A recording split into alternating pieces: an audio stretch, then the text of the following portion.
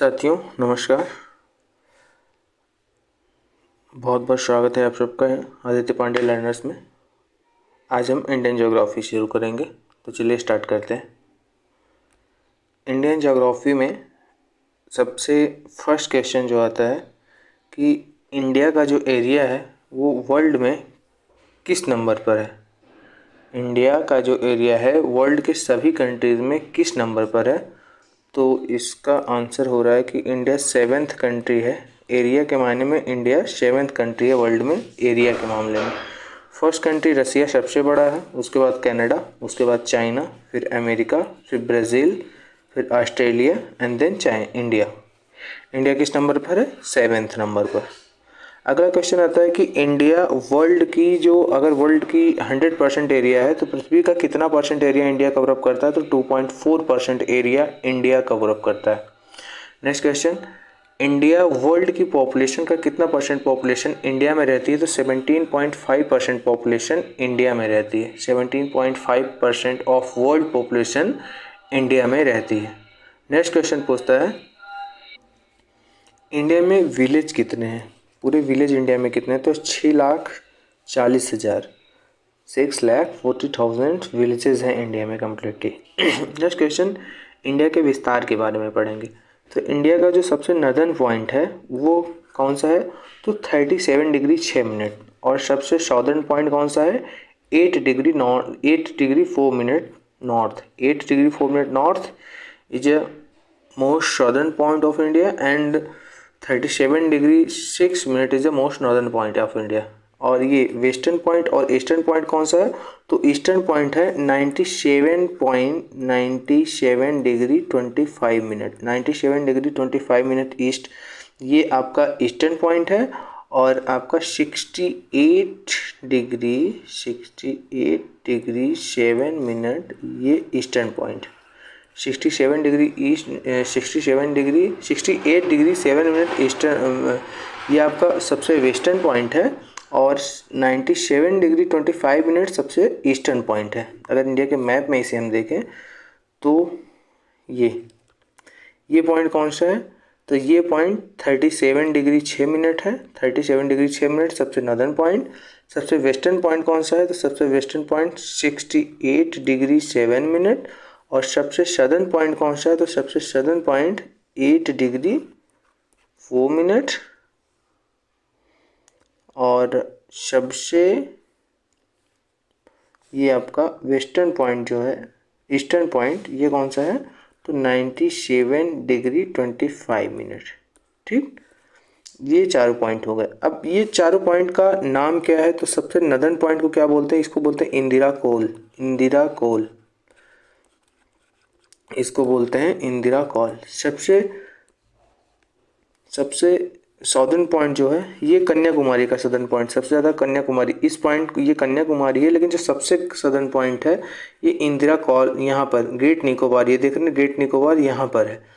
यहाँ पर इंदिरा पॉइंट नाम का लोकेशन सबसे दक्षिणी बिंदु। सबसे दक्षिणी बिंदु इंदिरा पॉइंट, सबसे उत्तरी बिंदु इंदिरा कॉल, सबसे पश्चिमी बिंदु गुहार मोती जो कि गुजरात में है। ये गुजरात देख रहे हैं ना, गुजरात के गुहार मोती में गौर माता भी बोलते हैं। गुहार मोती में सबसे पश्चिमी बिंदु है। और सबसे पूर्वी बिंदु किबिथु अरुणाचल प्रदेश के किबिथु में है। अरुणाचल प्रदेश के किबिथु सबसे पूर्वोत्तर का बिंदु है। ठीक, अगला क्वेश्चन आता है कि जो ये टॉपिक ऑफ कैंसर है यानी कर्क रेखा, टॉपिक ऑफ कैंसर कितने स्टेट से गुजरती है। ये क्वेश्चन कई बार पूछते हैं कि टॉपिक ऑफ कैंसर कितने स्टेट से गुजरती है। तो ये देखिए, पहला गुजरात, फिर ये राजस्थान में हल्का सा टच हुई, मध्य प्रदेश, छत्तीसगढ़ में हल्का सा टच हुई, फिर झारखंड में, फिर वेस्ट बंगाल एंड देन आपका आ गई त्रिपुरा और मिजोरम। इन 8 राज्यों से होते हुए टॉपिक ऑफ कैंसर जाती है। ओके, नेक्स्ट क्वेश्चन आता है कि ये जो इंडिया और पाकिस्तान का बॉर्डर है उसे हम किस नाम से जानते हैं। इंडिया और पाकिस्तान के बॉर्डर को इसका क्या नाम है। तो इसको हम किस नाम से जानते हैं। रेड क्लिफ के नाम से। Red Cliff. ठीक, रेड क्लिफ रेखा। इंडिया और पाकिस्तान का बॉर्डर रेड क्लिफ रेखा। अगला क्वेश्चन पूछता है इंडिया और चाइना के बॉर्डर को क्या बोलते हैं? इंडिया और चाइना का बॉर्डर इसे बोलते हैं मैकमोहन रेखा। इसको क्या बोलते हैं? मैकमोहन रेखा। और अगला क्वेश्चन आता है, ये देखिए थोड़ा सा सबसे कम एरिया जो है ना, ये अफगानिस्तान का, ये एरिया देखिए इंडिया के एकदम नदर्न पॉइंट से टच हो रहा है। इस पॉइंट को इंडिया और अफगानिस्तान के बीच की जो रेखा है उसे क्या बोलते हैं? डूरंड रेखा। तो इंडिया अफगानिस्तान के बीच की रेखा को डूरंड रेखा, इंडिया और पाकिस्तान के बीच की रेखा को रेड क्लिफ रेखा, और इंडिया और चाइना के बीच की रेखा को मैकमोहन रेखा के नाम से जाना जाता है। ठीक, आगे चलते हैं। अगला क्वेश्चन आता है आपका कि इंडिया जो है वो किस लैंड का भाग है? इंडिया, ये देखिए हम पढ़ चुके topic of cancer, Indira point. Topic of cancer कितने राज्य से जा रही है? गुजरात, राजस्थान, एमपी, छत्तीसगढ़, झारखंड, वेस्ट बंगाल, त्रिपुरा और मिजोरम। नेक्स्ट क्वेश्चन था कि सबसे उत्तरी बिंदु कौन सा था? इंदिरा पॉइंट जो कि सियाचिन ग्लेशियर में है। सबसे दक्षिणी पॉइंट कन्याकुमारी है, जबकि सर्वोत्तम दक्षिणी पॉइंट इंदिरा पॉइंट है जो कि ग्रेट निकोबार में है। गुहार मोती गुजरात में जो कि पश्चिमी बिंदु है, और किविथू जो कि अरुणाचल प्रदेश में सबसे पूर्वी बिंदु है। इंडिया और पाकिस्तान के बीच की रेखा को रेड क्लिफ लाइन कहते हैं। इंडिया अफगानिस्तान के बीच की रेखा को डूरंड रेखा, इंडिया और चाइना के बीच की रेखा को मैकमोहन रेखा के नाम से जाना जाता है। अगला क्वेश्चन है कि लैंड ऑफ गोल्डन पगोडा किसे कहते हैं? लैंड ऑफ गोल्डन पगोडा किसे कहते हैं, ये आपको बताना है। Land of golden pagoda Myanmar को कहा जाता है। लैंड ऑफ गोल्डन पगोडा किसको कहा जाता है? तो म्यांमार को कहा जाता है। अगला क्वेश्चन है इंडिया किस लैंड का पार्ट है? इंडिया जब एवोल्यूशन हुआ तो इंडिया किस लैंड का पार्ट है? तो इंडिया गोंडवाना लैंड का पार्ट है। India is a part of Gondwana land.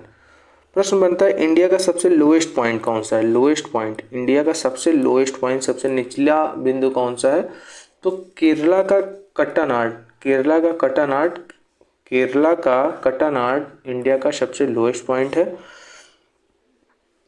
अगला प्रश्न बनता है अरावली पर्वत जो कि रिजिडवरी माउंटेन है। अरावली पर्वत कहाँ से स्टार्ट होता है? तो राजस्थान के पालमपुर से अरावली पर्वत स्टार्ट होता है और 800 किलोमीटर की दूरी तय करते हुए दिल्ली तक जाता है। 800 किलोमीटर की दूरी तय करते हुए यह दिल्ली तक पहुंचता है। अरावली पर्वत राजस्थान के पालमपुर से स्टार्ट होकर के 800 किलोमीटर की दूरी तय करते हुए दिल्ली तक पहुंचता है। अरावली का सबसे हाईएस्ट पीक कौन सा है? तो गुरु शिखर। अरावली का सबसे हाईएस्ट पीक कौन सी है? तो गुरु शिखर सबसे हाईएस्ट पीक है। अरावली, जैसे कि हमने बताया कि अरावली रेजिडवरी माउंटेन है। रेजिडवरी माउंटेन मेनली इंडिया में कौन कौन से 3 है? एक विंध्यन, सतपुरा और अरावली। विंध्यन, सतपुरा, अरावली, ये तीनों कौन से हैं? रेजिडवरी माउंटेन है। ठीक, आगे चलते हैं। अगला प्रश्न है कि अनाई जो है वो साउथ इंडिया की हाईएस्ट पीक है। साउथ इंडिया की हाईएस्ट पीक कौन सी है? अनाईमुड़ी। प्रश्न बनता है कि साउथ इंडिया की हाईएस्ट पीक कौन सी है? तो अनाईमुड़ी। फिर प्रश्न बनता है कि नर्मदा नदी और ताप्ती नदी के बीच में कौन सा पर्वत है, कौन सी पर्वत श्रृंखला है? तो सतपुरा पर्वत श्रृंखला, रेजिडवरी माउंटेन ये भी है। तो सतपुरा माउंटेन श्रृंखला जो नर्मदा और ताप्ती नदियों के बीच में है। Next question,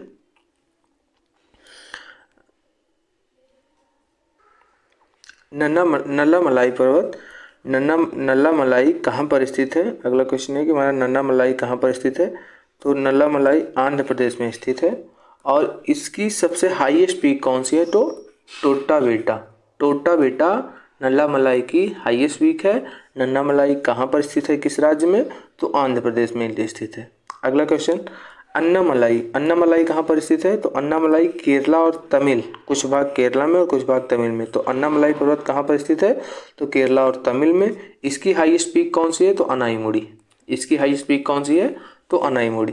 first revise, Nallamalai कहाँ पर स्थित है? आंध्रा में। नल्लामलाई कहाँ पर स्थित है? आंध्रा में। इसकी हाईएस्ट पीक कौन सी है? टोटाबेटा। अन्नामलाई कहाँ पर स्थित है? केरला और तमिलनाडु में। इसकी हाईएस्ट पीक कौन सी है? Anamudi. Okay, next question, Sahyadri किसे कहते हैं? सह्याद्री किसे कहा जाता है?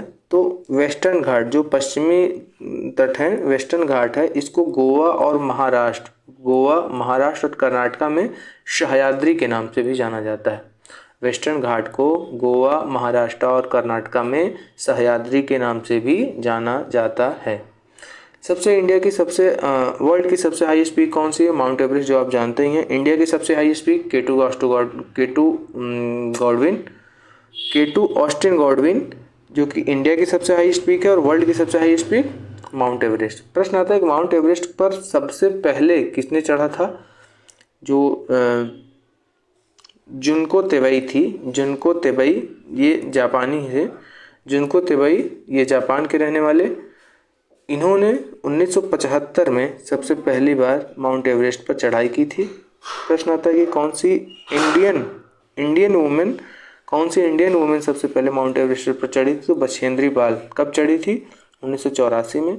1984 में इंडियन वुमेन बछेंद्री पाल सबसे पहली बार माउंट एवरेस्ट पर पहली चढ़ाई की थी इन्होंने, जो कि इंडिया से आती थी, इंडियन ओरिजिन से। और वैसे नॉर्मली सबसे पहले कौन चढ़ा था? तो जापान की जुंको तेबई 1775 में जापान की जुंको तेबई माउंट एवरेस्ट पर पहली बार चढ़ी। और बछेंद्री पाल, जो कि इंडियन वुमेन है, प्रथम भारतीय महिला बछेंद्री पाल 1984 में माउंट एवरेस्ट पर चढ़ाई की थी। ओके, अब हम इंडिया की कुछ वैली को कवर अप करेंगे।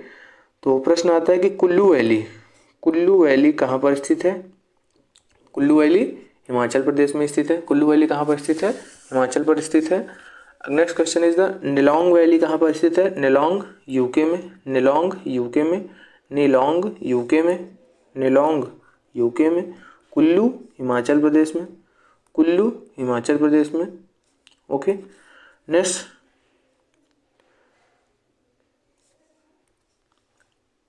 जुको वैली कहाँ पर स्थित है? जुको वैली नागालैंड में।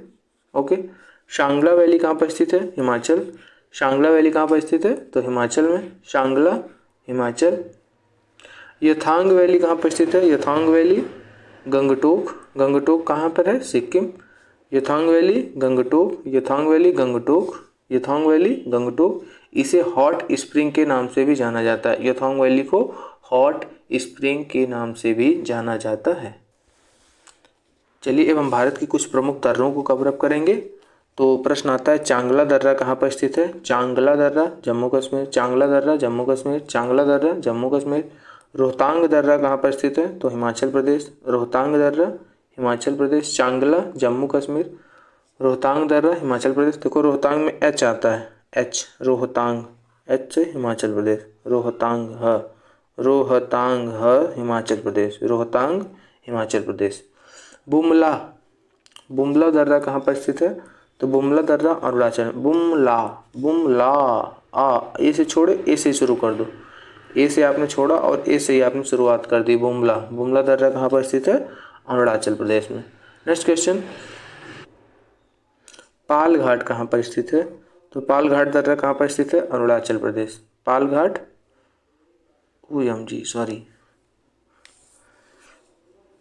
बुमला कहाँ पर स्थित है? तो अरुणाचल में। बुमला अरुणाचल में स्थित है। और पाल घाट कहाँ पर स्थित है? तो पाल घाट केरला में स्थित है। पाल घाट दर्रा कहाँ पर स्थित है? केरला में। नीलगिरी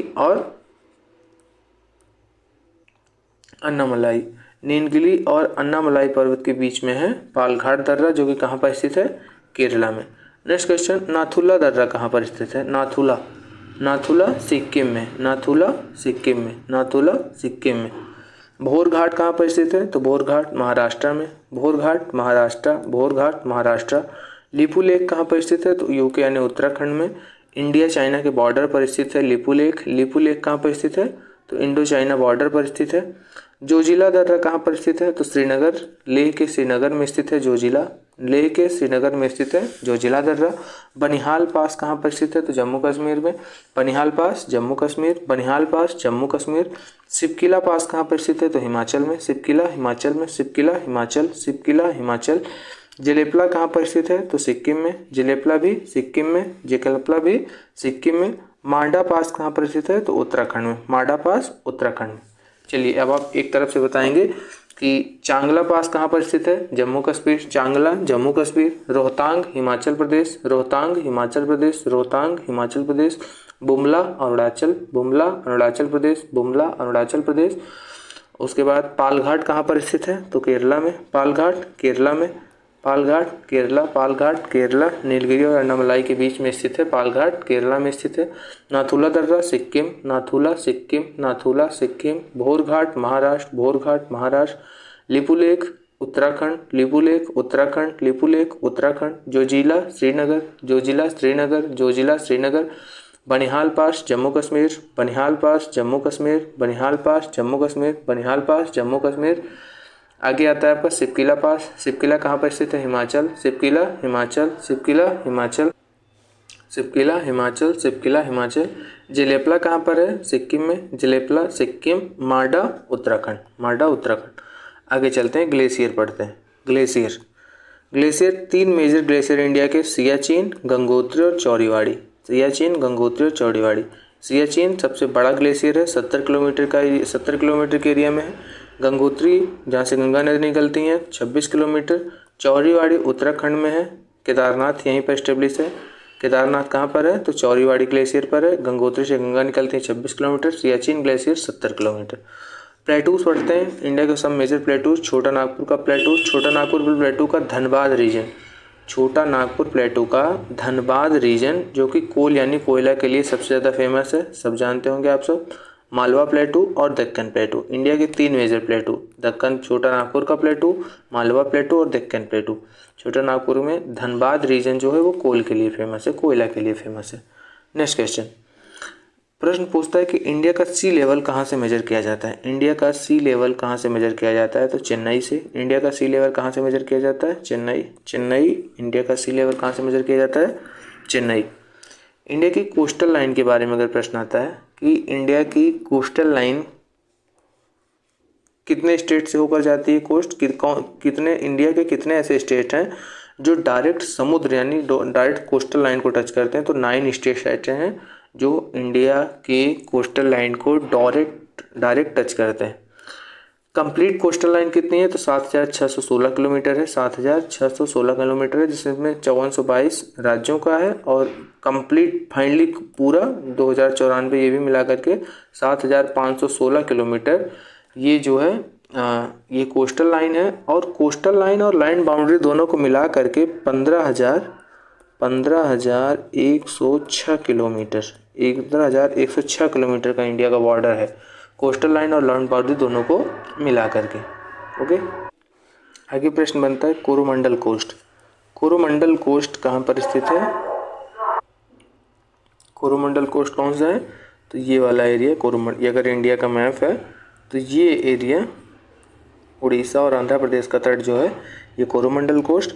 मालाबार कोस्ट किसे कहते हैं, तो केरला के कोस्ट को मालाबार कोस्ट, ऊपर महाराष्ट्र और यहाँ गोवा के पास के कोस्ट को Konkan coast, Konkan coast, Malabar coast और कोरोमंडल कोस्ट। ठीक, आगे चलते हैं।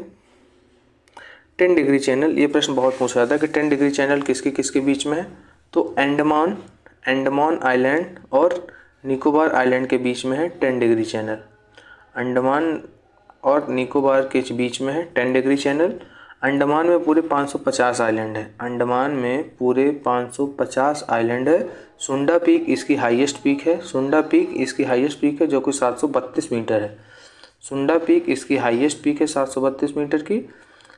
अंडमान में 550 आइलैंड है। अंडमान और निकोबार को अलग करने वाला जो चैनल है वो 10 डिग्री चैनल है। निकोबार में कितने आइलैंड है, तो 22 आइलैंड है, निकोबार में कुल 22 आइलैंड हैं। और थालियर इसकी हाईएस्ट पीक है 682 मीटर, 682 मीटर की थालियर पीक इसकी किसकी, निकोबार की हाईएस्ट पीक है। और अंडमान की हाईएस्ट पीक सुंडा पीक है। 10 डिग्री चैनल जो कि अंडमान और निकोबार को अलग करता है।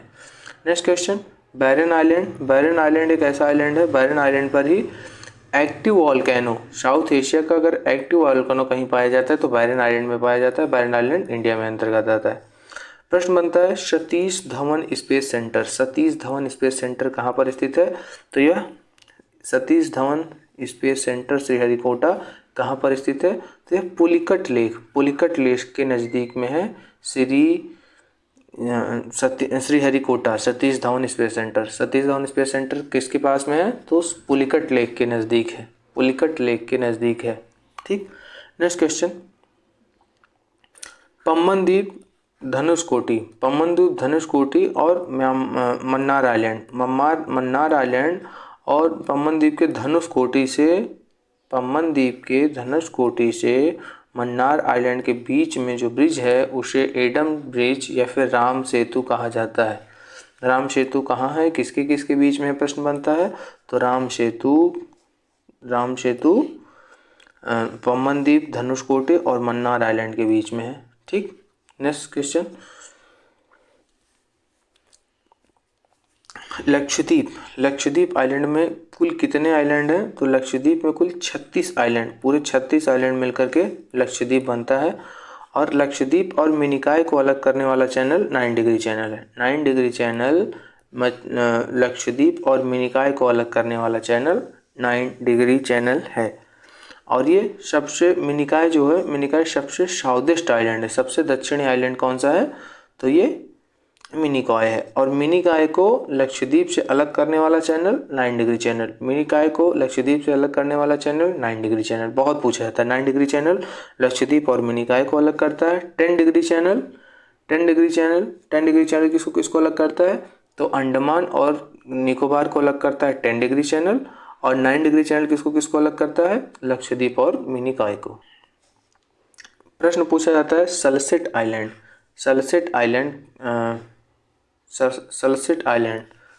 आइलैंड पर ही स्थित है मुंबई कहाँ पर, किस आइलैंड पर स्थित है? तो सल्सेट आइलैंड पर। प्रश्न पूछा जाता है कि मुंबई किस आइलैंड पर स्थित है? तो सल्सेट आइलैंड पर स्थित है। ये हाईएस्ट पॉपुलेटेड आइलैंड है। सबसे ज़्यादा पॉपुलेशन अगर किसी आइलैंड पर है तो मुंबई पर है। और मुंबई किस आइलैंड पर स्थित है? तो सल्सेट आइलैंड पर। Majuli island largest fresh water island है। सबसे ज़्यादा फ्रेश वाटर किस आइलैंड पर पाया जाता है? तो माजुली आइलैंड पर पाया जाता है।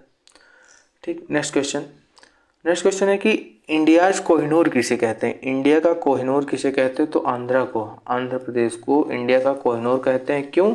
इसके फर्टाइल बेसिन के कारण आंध्र प्रदेश को इंडिया का कोहिनूर कहा जाता है। नेक्स्ट क्वेश्चन, फुंडी ये बहुत बार पूछा जाता है हर पेपर में। फुंडी क्या है?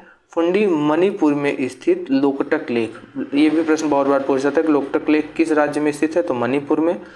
लोकटक झील मणिपुर में स्थित लोकटक लेक में कुछ स्विमिंग हाउस पाए जाते हैं, स्विमिंग तैरते हुए हाउस पाए जाते हैं, उसको हम फुंडी कहते हैं। मणिपुर के लोकटक लेक में कुछ स्विमिंग हाउस होते हैं, उन्हीं स्विमिंग हाउस को फुंडी के नाम से जाना जाता है। Next question, IT power point silicon state किसे कहा जाता है? तो ये बेंगलुरु को आईटी पावर पॉइंट भी कहा जाता है, सिलिकॉन स्टेट भी कहा जाता है। कर्नाटका में स्थित बेंगलुरु को सिलिकॉन स्टेट या फिर आईटी पावर पॉइंट कहा जाता है। ठीक, सिलिकॉन वैली भी कहा जाता है। अगला प्रश्न है, मंगोलॉइड कहाँ से आए थे? मंगोलॉइड साउथ ईस्ट एशिया में कहाँ से आए थे? तो अमेरिका से। मंगोलॉइड साउथ ईस्ट एशिया में कहाँ से आए थे? साउथ ईस्ट एशिया से आए थे। इनकी आंखें अधखुली आंखें होती थी। तो मंगोलॉइड साउथ ईस्ट एशिया में कहाँ से आए थे? तो अमेरिका से आए थे। थारू जनजाति कहाँ पर पाई जाती है? तो उत्तराखंड और यूपी में पाई जाती है। प्रश्न पूछा जाता है कि कौन सी ऐसी जनजाति है जो दिवाली को शोक पर्व के रूप में मनाती है? तो थारू जनजाति मनाती है। इंडिया की थर्ड लार्जेस्ट ट्राइब कौन सी है? तो थारू जनजाति। तीसरी सबसे बड़ी जनजाति है यूपी की, इंडिया की नहीं, यूपी की थर्ड लार्जेस्ट जो जनजाति है वो थारू है। थारू कहाँ पाई जाती है? यूपी और उत्तराखंड और उत्तर प्रदेश में, जो कि दिवाली को शोक पर्व के रूप में मनाती है। संथाल जनजाति कहाँ पाई जाती है? तो संथाल जनजाति वेस्ट बंगाल, बिहार और झारखंड इन रीजन में संथाल जनजाति पाई जाती है। बोडो जनजाति कहाँ पाई जाती है? तो नॉर्थ ईस्टर्न हिल, गौरव हिल्स में, नॉर्थ ईस्टर्न हिल जो होती हैं गौरव हिल्स में बोडो जनजातियाँ पाई जाती हैं। लेप्चा जनजाति कहाँ पाई जाती है? तो लेप्चा जनजातियाँ सिक्किम में पाई जाती हैं। लेप्चा जनजाति सिक्किम। डाउफर जनजाति कहाँ पाई जाती है? तो सौराष्ट्र में। डॉफर सौराष्ट्र में, लेप्चा सिक्किम में, बोडो गारो हिल्स में, संथौल वेस्ट बंगाल बिहार और झारखंड में। डाफला जनजात कहाँ पाई जाती है? तो अरुणाचल में। डाफला जनजात अरुणाचल में। भील जनजात कहाँ पाई जाती है? तो एमपी में। भील जनजात कहाँ पाई जाती है? एमपी में। प्रश्न पूछा जाता है कि बिहू त्योहार किस राज्य में मनाया जाता है? तो बिहू त्योहार असम में मनाया जाता है। बिहू त्योहार असम में मनाया जाता है। ओणम त्योहार कहाँ मनाया जाता है? तो ओणम त्योहार केरल में मनाया जाता है। पोंगल त्योहार कहाँ मनाया जाता है? तो तमिलनाडु में। पोंगल त्योहार तमिलनाडु में। बैसाखी त्योहार कहाँ मनाया जाता है? पंजाब में। बैसाखी पंजाब, पोंगल तमिल, ओणम केरल, बिहू और असम। ठीक, फिर एक बार रिवाइज करते हैं। लेप्चा जनजात कहाँ पाई जाती है? सिक्किम में।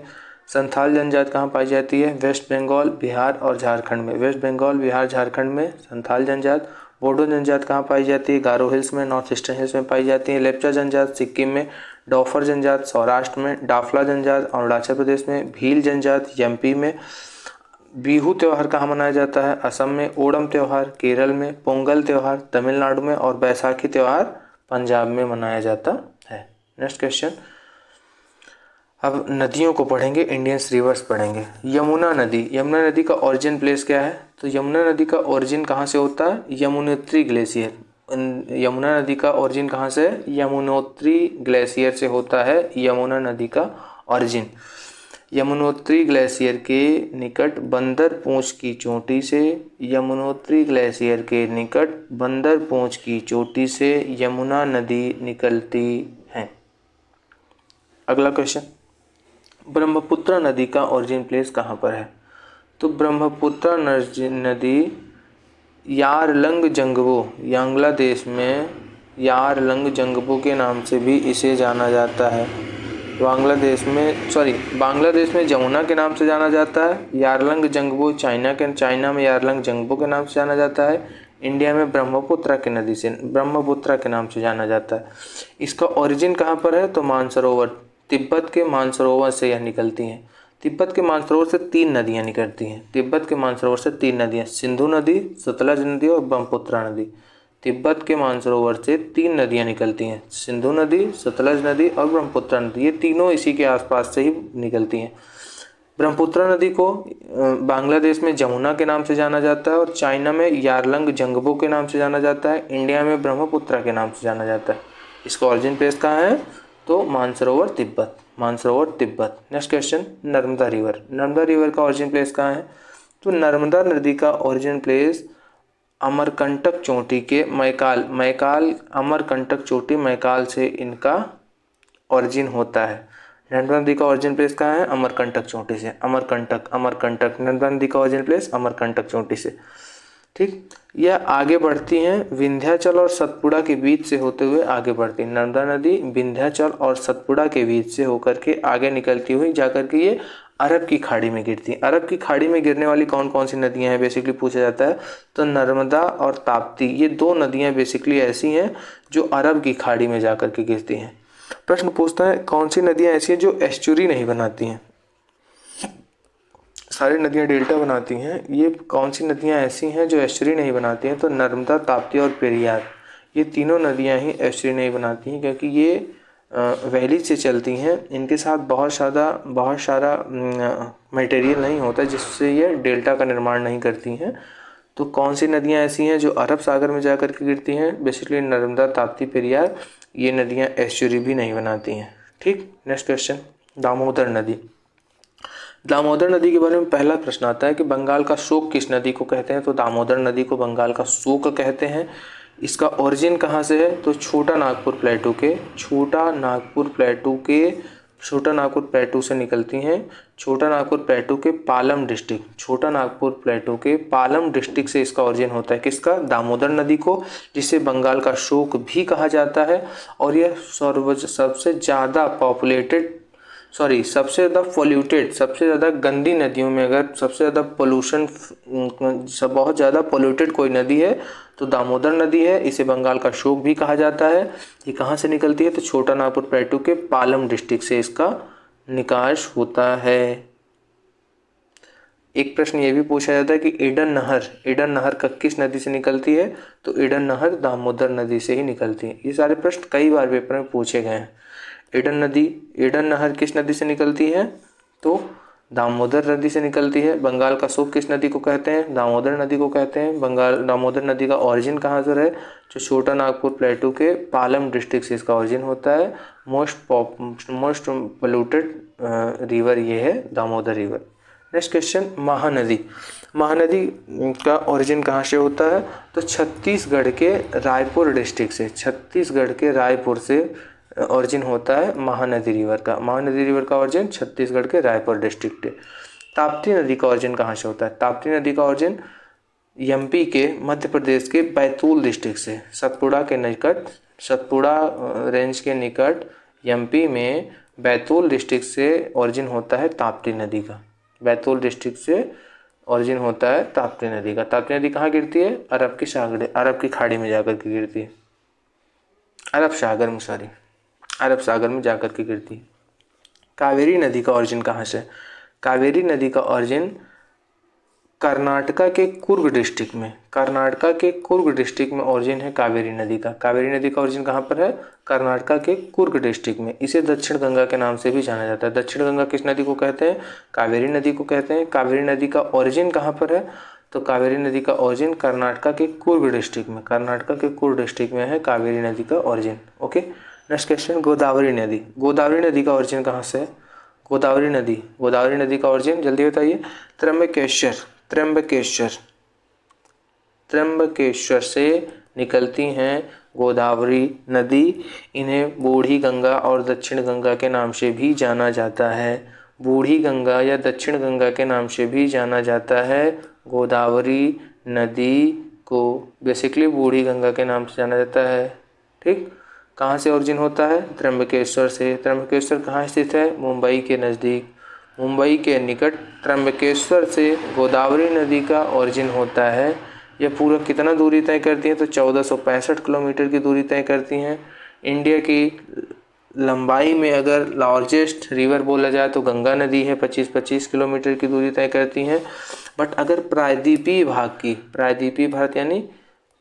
भाग, इंडिया के प्रायद्वीपीय भाग की बात की जाए तो सबसे लंबी नदी कौन सी है? तो ये गोदावरी नदी है। ठीक, सेकेंड लार्जेस्ट, इंडिया की सेकेंड लार्जेस्ट रिवर कौन सी है? Godavari. First largest Ganga, second largest Godavari. प्रायद्वीपीय भाग की सबसे लंबी नदी गोदावरी। कहाँ से ओरिजिन होता है? त्र्यंबकेश्वर से। कहाँ से होता है? त्र्यंबकेश्वर, मुंबई के निकट त्र्यंबकेश्वर से इसका ओरिजिन होता है। 1465 किलोमीटर की दूरी तय करती है। इन्हें बूढ़ी गंगा के नाम से भी जाना जाता है। नेक्स्ट क्वेश्चन, सतलज रिवर ऊपर ही बताएं। सतलज रिवर का ओरिजिन कहाँ से है? तिब्बत के राकस ताल से सतलज नदी का ओरिजिन होता है। हिमाचल प्रदेश के सिपकिला पास से यह इंडिया में एंट्री लेती हैं। सतलज नदी तिब्बत के राकस ताल से निकलकर सिपकिला पास से होते हुए हिमाचल प्रदेश राज्य में, यानी कि जो कि इंडिया का भाग है, हिमाचल प्रदेश से होते हुए इंडिया में एंट्री करती हैं सतलज नदी। नेक्स्ट क्वेश्चन, बिहार का शोक किस नदी को कहा जाता है? बहुत प्रश्न पूछा जाता है। बिहार का शोक कोसी नदी को कहते हैं। बिहार का शोक कोसी नदी को कहा जाता है। क्यों इसको बिहार का शोक कहा जाता है? क्योंकि ये रास्ता बहुत बदलती हैं। जब नदियाँ पहाड़ों से निकल करके समतल पे आती हैं तो एक समय आता है कि उनका जो यौवन अवस्था है वो पूर्ण हो चुका होता है, वो बुढ़ी हो चुकी होती हैं, तब अपना रास्ता बहुत बदलती हैं। तो कोसी रिवर जो है वो अपना रास्ता, अपना मार्ग परिवर्तन के कारण बिहार का शोक के नाम से इसे जाना जाता है। काली रिवर का ओरिजिन कहाँ पर है? तो काली रिवर का ओरिजिन कर्नाटका में है। वेस्टर्न घाट कर्नाटका में है। यह भी वेस्ट वर्ड यानी पश्चिम की तरफ बहने वाली नदी है। इसकी पूरी दूरी कितना? 184 किलोमीटर की दूरी केवल तय करती हैं। तो काली रिवर भी वेस्टवर्ड ही जाती है। कहाँ से इसका ओरिजिन है? कर्नाटका के वेस्टर्न घाट से। ओके, ये हमारी इंडिया की कुछ नदियाँ हो गई। अब हम चलते हैं कुछ शहरों को पढ़ेंगे। जो शहर, कौन से शहर किस नदी के किनारे बसे हैं? ये प्रश्न बहुत पूछे जाते हैं। कोटा शहर किस नदी के किनारे बसा है? तो चंबल रिवर। कोटा शहर किस नदी के किनारे स्थित है? तो चंबल नदी के किनारे। अहमदाबाद किस नदी के किनारे स्थित है? साबरमती नदी के किनारे। नासिक, नासिक शहर किस नदी के किनारे? गोदावरी, नासिक गोदावरी। हैदराबाद, मूसी नदी, हैदराबाद मूसी नदी। जबलपुर के किनारे, जबलपुर किस नदी के किनारे है? तो नर्मदा, नर्मदा। जबलपुर किस नदी के किनारे है? तो नर्मदा नदी के किनारे है। जबलपुर के नज़दीक नर्मदा नदी पर कौन सा जलप्रपात है, वाटरफॉल है? बताइए। धुआंधार जलप्रपात। धुआंधार जलप्रपात किस नदी पर है? नर्मदा नदी पर है, जबलपुर के किनारे। सूरत किस नदी के किनारे स्थित है? ताप्ती नदी के किनारे। इस पर एक ट्रेन भी चलती है गंगा ताप्ती, जो कि प्रयागराज से होकर के सूरत तक जाती है। तो ताप्ती नदी के किनारे सूरत स्थित है। प्रयागराज गंगा नदी के किनारे स्थित है, तो ट्रेन गंगा ताप्ती जाती है और रिटर्न आते समय ताप्ती गंगा रहती है। कटक शहर किस नदी के किनारे स्थित है? महानदी के किनारे। लुधियाना किस नदी के किनारे स्थित है? सतलज नदी के किनारे। उज्जैन शहर किस नदी के किनारे स्थित है? क्षिप्रा नदी, उज्जैन क्षिप्रा। लखनऊ गोमती नदी के किनारे स्थित है। जौनपुर गोमती नदी के किनारे स्थित है। प्रतापगढ़ सही नदी के किनारे स्थित है। चलिए कुछ वाटरफॉल्स पढ़ते हैं। वाटरफॉल्स, वाटरफॉल्स में पहला वाटरफॉल आता है आपका हुंडू वाटरफॉल किस राज्य में है? तो हुंडू वाटरफॉल रांची में है, रांची शहर झारखंड। किस नदी पर? सुवर्ण रेखा नदी पर, सुवर्ण रेखा नदी पर। कहाँ? सुवर्ण रेखा नदी पर। रांची में सुवर्ण रेखा नदी पर कौन सा वाटरफॉल है? Hundru waterfall, most important. Next question, Kapildhara waterfall किस नदी पर है? नर्मदा नदी पर। कपिलधारा नर्मदा नदी पर। अगला क्वेश्चन, शिव समुद्रम वाटरफॉल किस नदी पर है? कावेरी नदी पर। प्रश्न क्या है? शिव समुद्रम वाटरफॉल किस नदी पर है? कावेरी नदी पर, जो कि कर्नाटका में स्थित है। ये वॉल्यूम में हाईएस्ट वाटरफॉल है। शिव समुद्रम वाटरफॉल कहाँ पर है? कावेरी नदी पे है, जिसको दक्षिण गंगा भी कहते हैं। आप ये मान लीजिए शिव जी की जटा में कौन है? गंगा। कावेरी को क्या बोलते हैं? दक्षिण गंगा। तो शिव समुद्रम वाटरफॉल किस नदी पर है? कावेरी, दक्षिण गंगा यानी कावेरी नदी के किनारे। कावेरी नदी पर कहाँ पर स्थित है? कर्नाटका में। वॉल्यूम में सबसे हाईएस्ट वाटरफॉल है शिव समुद्रम। नेक्स्ट क्वेश्चन, विड्थ के मामले में सबसे बड़ा वाटरफॉल कौन सा है? जोग वाटरफॉल, जोग या गरसोप्पा या महात्मा गांधी वाटरफॉल, तीन नाम है इसका, जोग, गरसोप्पा या महात्मा गांधी वाटरफॉल। यह किस नदी पर है? तो शरावती नदी पर, शरावती नदी पर। कहाँ पर स्थित है? कर्नाटका में। कर्नाटका के शरावती नदी पे जोग वाटरफॉल स्थित है। विड्थ में यानी चौड़ाई में सबसे बड़ा वाटरफॉल है। नेक्स्ट क्वेश्चन, धुआंधार वाटरफॉल कहाँ स्थित है? धुआंधार वाटरफॉल नर्मदा नदी पर स्थित है। कहाँ पर? जबलपुर एमपी। जबलपुर एमपी में के नज़दीक ही धुआंधार वाटरफॉल है, जो कि नर्मदा नदी पर स्थित है। नेक्स्ट क्वेश्चन, कांचीकल वाटरफॉल कहाँ पर स्थित है? कांचीकल वाटरफॉल नूह कोलिकई, कांचीकल या नूह कोलिकई कहाँ पर स्थित है? मेघालय में। कहाँ पर स्थित है? मेघालय में। कांचीकल वाटरफॉल या नूह कोलिकई वाटरफॉल मेघालय में स्थित है। ये हाइट में सबसे हाईएस्ट वाटरफॉल है, 455 मीटर की हाइट से है। तो सबसे हाइट में सबसे हाईएस्ट वाटरफॉल कांचीकल या नूह कोलिकई वाटरफॉल, जो कि मेघालय में है। और विड्थ में सबसे बड़ा वाटरफॉल जोग या गरसोप्पा या महात्मा गांधी वाटरफॉल, जो कि शरावती नदी पर कर्नाटका में है। और वॉल्यूम में सबसे बड़ा वाटरफॉल शिव समुद्रम वाटरफॉल, जो कि कावेरी नदी पर कर्नाटका में है। ठीक, तो ये हमारा वाटरफॉल हो गया। एक बार इसका रिवीजन करना पड़ेगा। हाँ, एक ये चित्रकूट वाटरफॉल, चित्रकूट वाटरफॉल कहाँ पर स्थित है? तो चित्रकूट वाटरफॉल छत्तीसगढ़ में स्थित है, इंद्रावती नदी पर। इंद्रावती नदी पर स्थित है चित्रकूट वाटरफॉल। इसे नियाग्रा ऑफ इंडिया भी कहा जाता है। नियाग्रा ऑफ इंडिया किसे कहते हैं? चित्रकूट वाटरफॉल को। कहाँ पर स्थित है? छत्तीसगढ़ में। किस नदी पर स्थित है? इंद्रावती नदी पर। एक बार रिवाइज करते हैं। चलिए बिना देखे एक बार रिवाइज करते हैं। चलिए बताइए, होंडू वाटरफॉल कहाँ स्थित है? होंडू वाटरफॉल रांची में, सुवर्ण रेखा नदी पर। अगला क्वेश्चन, कपिलधारा वाटरफॉल कहाँ स्थित है? नर्मदा नदी पर। कपिलधारा वाटरफॉल नर्मदा नदी पर। शिव समुद्रम वाटरफॉल कहाँ स्थित है? तो कर्नाटका में कावेरी नदी पर। वॉल्यूम में सबसे हाईएस्ट है। जोग वाटरफॉल का अलग नाम क्या है? गरसोप्पा वाटरफॉल भी इसे बोलते हैं और महात्मा गांधी वाटरफॉल भी इसे कहा जाता है। यह विड्थ में यानी चौड़ाई में सबसे बड़ा वाटरफॉल है। किस नदी पर स्थित है? शरावती नदी पर स्थित है। कहाँ पर स्थित है? कर्नाटका में। धुआंधार वाटरफॉल किस राज्य में स्थित है? तो मध्य प्रदेश में, जबलपुर में, नर्मदा नदी पर स्थित है। नर्मदा नदी पर जबलपुर के निकट, जबलपुर जो कि एमपी में है, धुआंधार वाटरफॉल वहाँ पर स्थित है। अगला प्रश्न बनता है कॉन्चिकल वाटरफॉल।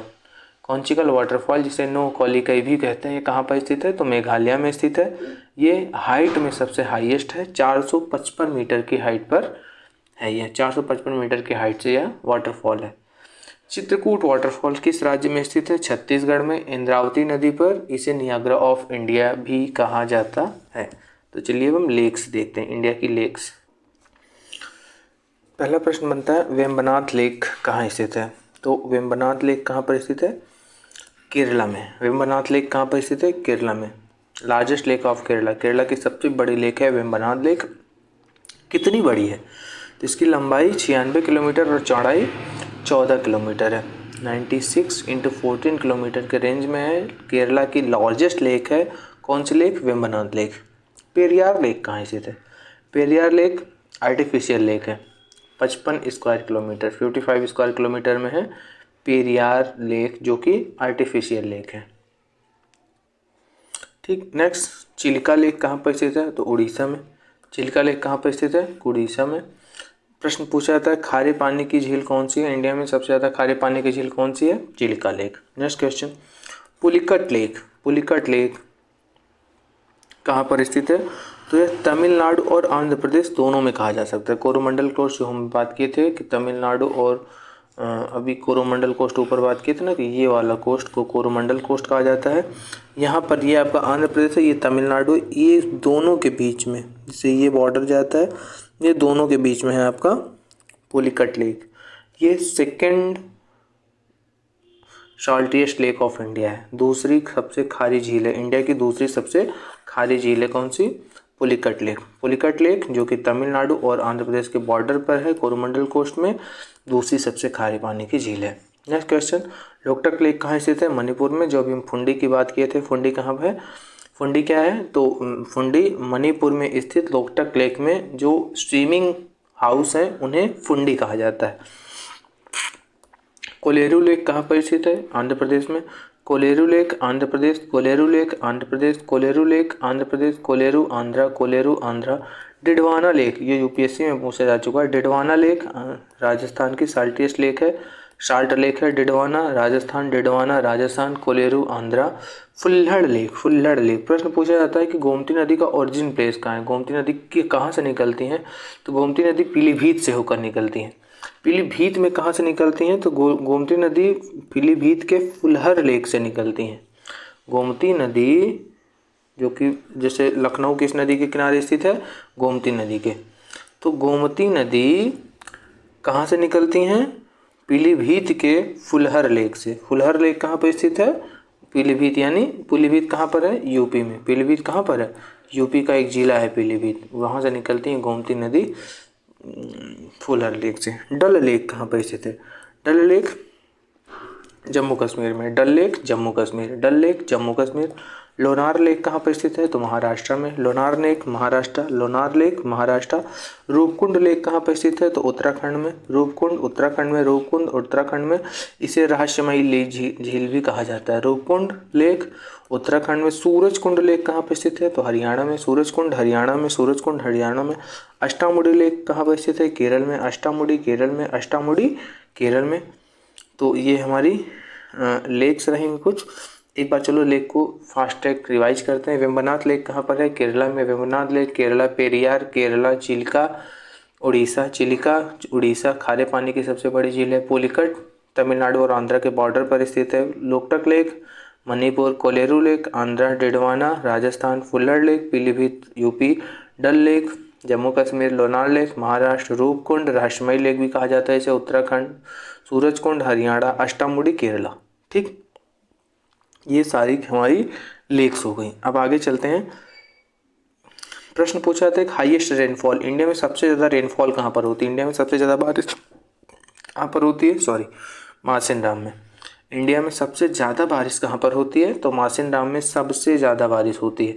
इंडिया में सबसे कम बारिश कहाँ पर होती है? तो लेह में सबसे कम बारिश होती है इंडिया में। और इंडिया में सबसे अधिक बारिश कहीं पर होती है? तो मेघालय के मासिनराम में होती है। गारो खासी जयंतिया पहाड़ियों के बीच में मासिनराम में लगभग 1400 सेंटीमीटर के आसपास बारिश होती है। तो इंडिया में सबसे ज़्यादा बारिश कहाँ पर होती है? मासिनराम में। नेक्स्ट क्वेश्चन, रिट्रीविंग मानसून यानी लौटते हुए मानसून से बारिश कहाँ पर होती है? तो तमिलनाडु में। तमिलनाडु में लौटते हुए मानसून से बारिश होती है, लगभग 70 सेंटीमीटर के आसपास बारिश होती है तमिलनाडु में लौटते हुए मानसून से। प्रश्न पूछा जाता है कि लौटते हुए मानसून से कहाँ पर बारिश होती है? तो तमिलनाडु में। नेक्स्ट क्वेश्चन, कोरोमंडल कोस्ट पर सुनामी का इफेक्ट कब आया था? कोरोमंडल कोस्ट पर सुनामी, एक हैवी सुनामी कब आई थी? 2004 में आई थी, 26 दिसंबर 2004 में। इंडिया में हुदहुद कब आया था? हुदहुद जो कि एक चक्रवात था, कब आया था? 2014 में आया था हुदहुद।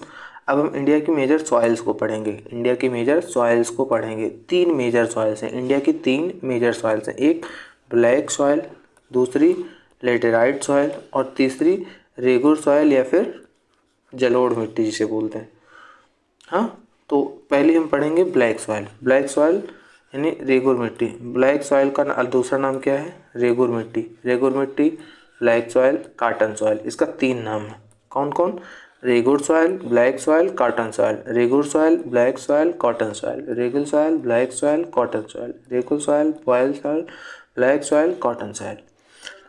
कॉटन सॉइल के नाम से जाना जाता है। इसमें कपास बहुत ज़्यादा पैदा होता है। इसका फॉर्मेशन कहाँ से हुआ है? तो बसाल्टिक लावा से इसका फॉर्मेशन हुआ है। बसाल्टिक लावा से फॉर्मेशन हुआ है। इसका विस्तार कहाँ कहाँ है? तो महाराष्ट्र, गुजरात, आंध्र प्रदेश और कर्नाटका। महाराष्ट्र, गुजरात, आंध्र प्रदेश और कर्नाटका। महाराष्ट्र, गुजरात, आंध्र प्रदेश, कर्नाटका में इसका विस्तार है। किसका? काली मिट्टी का। काली मृदा जिसे बोलते हैं। काली मृदा के पास वाटर होल्डिंग यानी पानी को अपने पास एकत्रित करने की कैपेसिटी बहुत ज़्यादा है। वाटर होल्डिंग कैपेसिटी बहुत सबसे ज़्यादा है किसमें? काली मृदा में। जिस वजह से इसे सेल्फ कल्टीवेटेड सॉइल भी कहा जाता है। सेल्फ कल्टीवेटेड, स्वतः जुताई वाली मिट्टी। ये मिट्टी एक ऐसी मिट्टी, एक ऐसे मिट्टी रहती है बाद में ऐसे फट के ऐसे खुद ही से जुतने टाइप में हो जाती है, फट जाती है। इसे स्वतः जुताई वाली मिट्टी भी कहा जाता है। Self cultivated soil. Self cultivated soil कौन सी है? काली मृदा। इसमें iron, calcium, potash, iron, calcium, potash, magnesium, ये सारे न्यूट्रिएंट्स बहुत ही ज़्यादा रिच मात्रा में पाए जाते हैं। कपास की खेती यहाँ पर बहुत अधिक मात्रा में की जाती है। काली मृदा में कपास की खेती बहुत अधिक मात्रा में की जाती है। काली मृदा को कपासी मृदा भी कहा जाता है। रेगुर मृदा, रेगुर सॉइल, काली मृदा और कपासी मृदा, तीनों अलग अलग नाम से इसे जाना जाता है। ये मेजरली मालवा प्लेटू और दक्कन प्लेटू पे पर्याप्त मात्रा में खूब पाई जाती है। मालवा प्लेटू और दक्कन प्लेटू रीजन में पाई जाती है। किस किस राज्य में?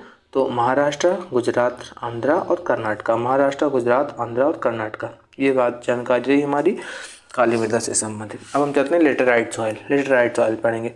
लेटेराइट सॉइल का दूसरा नाम है लाल मृदा, रेड सॉइल। ये कैसे बनती है? ये लीचिंग प्रोसेस से बनती है। लीचिंग प्रोसेस क्या होता है? देखिए, लीचिंग प्रोसेस ये होता है, जैसे ये मृदा है, ये मृदा है, यहाँ पर बहुत ढेर सारी बारिश हुई, बहुत ढेर सारी बारिश बहुत हुई, अधिक मात्रा में बारिश होने पर यहाँ पानी एकत्रित हुआ। पानी एकत्रित होने से क्या? पानी लीचिंग होती है, पानी की लीच करता है, पानी लीच होकर के नीचे जाएगा, रिसाव होता है पानी का। और पानी कहाँ पहुँच जाता है? भूतल में। भूतल में, जिसे ग्राउंड वाटर बोलते हैं। Ground water. तो वाटर जो है वो लीचिंग प्रोसेस से ग्राउंड में जाता है। जब वाटर लीच करके ग्राउंड में जाएगा तो अपने साथ साथ यहाँ का जो न्यूट्रिएंट्स है, ऊपर का जो न्यूट्रिएंट्स है, इसको भी लेकर के नीचे जाएगा। सिंपल सी बात है, जब वाटर लीच करके नीचे जाएगा तो ऊपर के न्यूट्रिएंट्स को भी अपने साथ लेके जाएगा। तो ये जो लाल मृदा बनती है, लाल मृदा जो रेड सॉइल है, ये बारिश जहाँ पर ज़्यादा होगी, ऐसा रीजन जहाँ पर ज़्यादा बारिश होगी वहाँ पर लाल मृदा होगी। लीचिंग फॉर्मेशन के बाद होगी। यहाँ के जो न्यूट्रिएंट्स, मेजर न्यूट्रिएंट्स है, उसको अपने साथ पानी का जब रिसाव हुआ तो नीचे चली जाएगी। ऊपर आयरन की मात्रा बहुत ज़्यादा पाई जाएगी, जिस वजह से थोड़ा थोड़ा लाल दिखाई देती है, जिस वजह से इसे लाल मृदा भी कहा जाता है। तो इसे लाल मृदा कहा जाएगा। तो प्रश्न है कि रेड सॉइल को इसी का दूसरा नाम लेटराइट सॉइल भी है, इसी को लाल मृदा भी कहते हैं।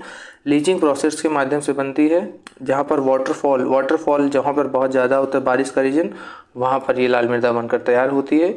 इसमें आयरन ऑक्साइड बहुत ज़्यादा मात्रा में पाया जाता है। आयरन ऑक्साइड क्योंकि वाटर लीच करता है तो उसका जो फर्टिलिटी वगैरह सब नीचे चली जाती है और आयरन ऑक्साइड ऊपर बच जाता है, जिस वजह से थोड़ा लाल भी दिखाई देती है, इसलिए इसे लाल मृदा भी कहा जाता है। नेक्स्ट क्वेश्चन है कि ये कहाँ पर मेजरली पाई जाएंगी। लीचिंग प्रोसेस क्या होता है, देखिए लीचिंग प्रोसेस में क्या होगा कि जो फर्टाइल कंटेंट है वो जब पानी रिस कर नीचे जाएगा तो पानी रिस कर नीचे जाता है, उसी के साथ साथ लीचिंग कंटेंट नीचे चले जाता है और ऊपर की जो मृदा है वो लेस फर्टाइल हो जाती है। कहाँ पर पाया जाता है, तो ये केरला में जहाँ पर अच्छी खासी बारिश होती है, तमिलनाडु में, उड़ीसा में और छोटा नागपुर प्लेटू में और मेघालय में अच्छी खासी बारिश, केरला, उड़ीसा, तमिलनाडु, छोटा नागपुर प्लेटू। मालाबार कोस्ट यानी केरला के मालाबार कोस्ट पर कौन सी मृदा पाई जाती है, लाल मृदा पाई जाती है। ईस्टर्न तमिलनाडु में जहाँ पर बारिश अच्छी होती है वहाँ पर लाल मृदा पाई जाएगी, उड़ीसा में लाल मृदा पाई जाएगी, छोटा नागपुर और मेघालय में लाल मृदा पाई जाती है। लाल मृदा का दूसरा नाम लेटेराइट सॉइल भी है। ठीक, ये हमारी जानकारी रही लाल मृदा से समझ। अब हम चलते हैं दोमट मिट्टी या जलोढ़ मिट्टी या कछारे मिट्टी, इसके बारे में जानते हैं। ये कौन सी मृदा है, गंगा नदी के किनारे जैसे जो मृदा है ये नदियों के द्वारा बनाई जाती हैं, जिसे हम दोमट मिट्टी, जलोढ़ मिट्टी या कछारी मिट्टी के नाम से जाने जाते हैं। दोमट मिट्टी, जलोढ़ मिट्टी, कछारी मिट्टी, दोमट, जलोढ़ और कछारी मिट्टी। इसकी सबसे बड़ी खासियत है कि ये हाईली फर्टाइल है, इसमें फर्टिलिटी बहुत अधिक होती है, जो कि मेजरली यूपी बिहार के एरिया में पाई जाती है। हाईली फर्टाइल होती है, रिच ह्यूमस होते हैं, ह्यूमस बहुत ज़्यादा, सेडिमेंट्री रॉक जो होती है, sedimentary rock always rich humus होती है, ह्यूमस बहुत ज़्यादा रिच मात्रा में इसमें पाया जाता है, बहुत ज़्यादा। नाइट्रोजन इसमें कम मात्रा में पाया जाता है, नाइट्रोजन इसमें कम होता है लेकिन ह्यूमस की मात्रा इसमें बहुत ज़्यादा होती है, जिस वजह से यह फर्टाइल बहुत होती है। इसलिए नाइट्रोजन की पूर्ति करने के लिए हमारे यूपी बिहार में मैक्सिमम यूरिया का यूज बहुत किया जाता है। यूरिया में 46% नाइट्रोजन होता है, यूरिया बहुत डाला जाता है खेतों में, क्योंकि हमारे यहाँ जलोढ़ मिट्टी या दोमट मिट्टी है, ये फर्टाइल बहुत है, ह्यूमस बहुत है, लेकिन इसमें नाइट्रोजन की सबसे कमी होती है। नाइट्रोजन की पूर्ति करने के लिए यूरिया को बहुत पर्याप्त मात्रा में डाला जाता है। यह कैसे बनती हैं, तो नदियों के इरोजन और डिपोजिशन से। नदियों जो क्षरण करके मिट्टी का जो क्षरण करती है, इरोड करके जो डिपॉजिट करते हैं, उससे यह सेडिमेंट्री रॉक बनती है। सेडिमेंट्री रॉक से ही यह दोमट मिट्टी, जलोढ़ मिट्टी या कछारी मिट्टी का निर्माण होता है। गंगा नदी में दो, एक खादर और बांगर एरिया, आप जानते होंगे खादर और बांगर एरिया। जब नदियाँ चलती हैं तो गंगा नदी का ये नीचे का पार्ट है, एक खादर है, एक बांगर है। खादर और बांगर इस रीजन में बहुत ज़्यादा कछारी मिट्टी या जलोढ़ मिट्टी पाई जाती है। तो यह एक बहुत ही ज़्यादा रिच फर्टाइल मिट्टी होती है, यूपी और बिहार के एरिया में बेसिकली पाई जाती है। ह्यूमस बहुत अधिक मात्रा में होता है, फर्टाइल बहुत अधिक होती है, नाइट्रोजन की मात्रा इसमें कम होती है। आगे चलते हैं। एसिडिक सॉइल जो होती हैं, जो अम्लीय मृदा होती है, उसका सोल्यूशन क्या है। अम्लीय मृदा को यदि आप सही करना चाहेंगे तो कैसी सही होंगी, उसमें लाइम यानी चूना, अम्लीय मृदा में लाइम या चूना डाल करके उस मिट्टी को फर्टाइल बनाया जाता है। क्षारीय मृदा जहाँ पर रेह नामक चीज़ बहुत ज़्यादा होती है, क्षारीय मृदा जो होती है उसमें जिप्सम डाला जाता है, जिप्सम आता है, जिप्सम बोरी से डाल करके क्षारीय मृदा को फर्टाइल सॉइल में बनाया जाता है, फर्टाइल सॉइल की तरह बनाया जाता है। ठीक, अगर सैलिनिटी पूछा जाए, सैलिनिटी किस एरिया यानी किस राज्य की मृदा में सबसे ज़्यादा है, तो गुजरात, यूपी, हरियाणा, उसके बाद पंजाब। सबसे ज़्यादा गुजरात की मृदा सलाइन है, उसके बाद यूपी की, उसके बाद हरियाणा की, उसके बाद पंजाब की। सलाइन मृदा को सही करने का सोल्यूशन क्या है, क्षारीय मृदा को सही करने का सोल्यूशन क्या है, जिप्सम। सलाइन मृदा सबसे ज़्यादा किस राज्य की है, गुजरात की, उसके बाद यूपी, उसके बाद हरियाणा, उसके बाद पंजाब। यह डेटा किसके माध्यम से है, according to soil salinity research institute के माध्यम से यह बताया जा रहा है कि सबसे अधिक सलाइन मृदा गुजरात की है, फिर यूपी की है, फिर हरियाणा की और फिर पंजाब की है। आगे चलते हैं। टी कल्टीवेशन यानी चाय की खेती कैसी मृदा में होती है, तो एसिडिक सॉइल में। क्षारीय मृदा में क्या चाय की खेती होती है, सलाइन मृदा में चाय की खेती नहीं होती है। तो चाय की खेती के लिए बेहतर मृदा कौन सी है, एसिडिक सॉइल होती है। और सलाइन मिट्टी सबसे ज़्यादा किस राज्य में पाई जाती है, गुजरात, यूपी, हरियाणा और पंजाब। ये इतनी जानकारी हमारी मृदा से रही। अब हम वेजिटेशन पढ़ेंगे, तो चलिए वेजिटेशन पढ़ते हैं। प्रश्न बनता है कत्था।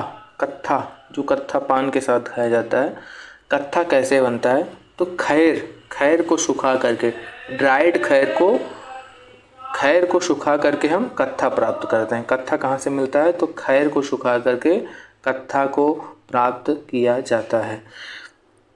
यूपी का जो राजकीय पुष्प है वो पलाश है। पलाश क्या होता है, जो ढाक का फूल होता है वो थोड़ा सुनहरे कलर, सुनहरा नहीं बोल सकते, सिंदूरी कलर का थोड़ा होता है, जिसे ढाक बोलते हैं और इसी को पलाश बोलते हैं। यूपी का राष्ट्रीय फूल है ढाक या पलाश। इसको बेसिकली क्या बोला जाता है, ब्यूटिया मोनोस्पर्मा बोला जाता है।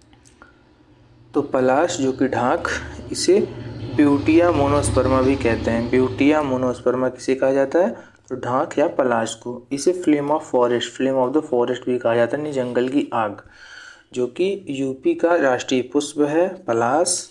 इसे ब्यूटिया मोनोस्पर्मा भी कहा जाता है, फ्लेम ऑफ द फॉरेस्ट, जंगल की आग भी कहा जाता है। Next question, Bhitarkanika. भीतरकनिका कहाँ पर है, उड़ीसा में। भीतरकनिका उड़ीसा में। पिचवरम कहाँ पर है, तमिलनाडु में। पिचवरम तमिलनाडु, भीतरकनिका उड़ीसा में। प्रश्न आता है इंदिरा गांधी कैनाल, जो कि राजस्थान में है। इंदिरा गांधी कैनाल, इसका ओरिजिनेशन कहाँ से ये स्टार्ट होती है, कहाँ से, तो ये हरीके बैराज से स्टार्ट होती है। हरीके बैराज कहाँ पर है, ब्यास और सतलज नदी के नज़दीक। ब्यास और सतलज नदी के नज़दीक हरीके बैराज से स्टार्ट होती है इंदिरा गांधी कैनाल, इंदिरा गांधी नहर। इंदिरा गांधी नहर कहाँ से स्टार्ट होती है, हरीके बैराज से। कहाँ, ब्यास और सतलज नदी के निकट से। प्रश्न आता है सरदार सरोवर डैम। सरदार सरोवर डैम कहाँ पर है, तो सरदार सरोवर डैम कहाँ पर है, गुजरात में। सरदार सरोवर डैम गुजरात में है। किस नदी पर है, तो नर्मदा नदी पर है। नर्मदा नदी पर स्थित है। नर्मदा बचाओ आंदोलन इसी के समय हुआ था। सरदार सरोवर डैम कहाँ पर है, गुजरात में। कहाँ, किस नदी पर, नर्मदा नदी पर। नर्मदा बचाओ आंदोलन इसी सरदार सरोवर डैम के चलते हुआ था। Okay, next question, भांखड़ा Nangal dam. भांखड़ा Nangal dam कहाँ पर है, तो भांखड़ा नांगल डैम कहाँ पर है, पंजाब, हरियाणा और राजस्थान। पंजाब, हरियाणा, राजस्थान।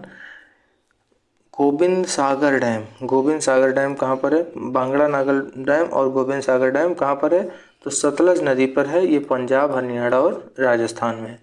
शिव समुद्रम डैम कहाँ पर है, शिव समुद्रम वाटरफॉल अभी हम पढ़े थे जो कावेरी नदी पर है, और वही शिव समुद्रम डैम कहाँ पर है, कर्नाटका के कावेरी नदी पर ही है शिव समुद्रम डैम। ठीक, कावेरी वाटर डिस्प्यूट आप प्रॉपर पढ़े हुए। कावेरी वाटर डिस्प्यूट किस किस राज्य के बीच में है, तो तमिलनाडु, कर्नाटका, केरला और पुदुचेरी के मध्य है Kaveri water dispute. Nagarjuna dam किस राज्य में है, तो आंध्र प्रदेश में। आंध्रा और तेलंगाना में है। कौन सा, नागार्जुन डैम। किस नदी पर है, तो कृष्णा नदी पर है। हीराकुंड डैम किस नदी पर है, तो महानदी में है, उड़ीसा में। उड़ीसा राज्य के महानदी में है हीराकुंड डैम। उड़ीसा के महानदी में है हीराकुंड डैम। ओके, आगे चलते हैं। राणा प्रताप सागर डैम और जवाहर डैम। राणा प्रताप सागर डैम और जवाहर डैम किस राज्य में है, तो राजस्थान में। गांधी सागर डैम एमपी में। किस नदी पर है, चंबल नदी पर है। किस नदी पर, चंबल नदी पर।